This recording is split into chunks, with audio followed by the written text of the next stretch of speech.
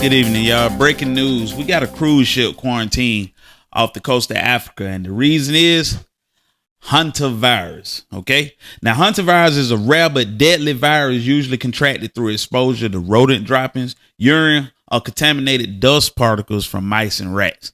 All right. That means walking around just inhaling it. Okay. You can catch it.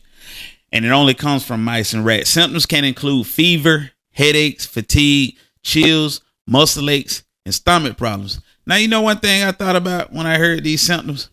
Those are symptoms for a lot of different common things that we have. So it seems like you can contract this virus and get misdiagnosed, not even knowing. But in severe cases, it can attack the lungs and create serious breathing problems. There is no cure.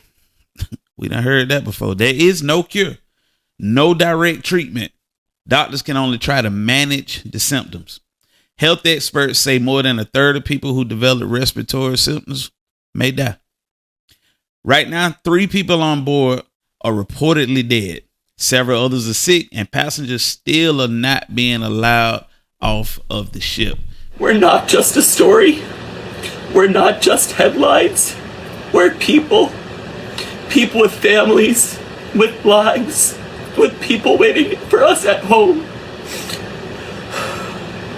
There's a lot of uncertainty, and that's the hardest part. All we want right now is to feel safe, to have clarity, and to get home. There are floating quarantine out there in the ocean. All right. The ship originally sailed from Argentina, and officials are still trying to figure out exactly how passengers were exposed. One major concern is that it's a rare strain of the hantavirus called the Andes strain, because there are different strains, but all of the other strains you could only catch from an animal, from a rodent, mice, rat, rodent.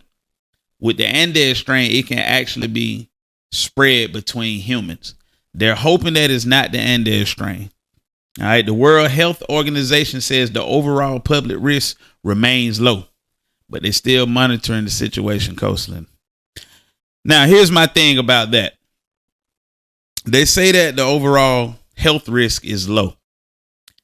I remember almost hearing those same words when we first started to learn about COVID, before we knew anything about it. When it just first started popping on TV, I remember them saying, we really ain't got nothing to worry about. It's highly unlikely to make it over here.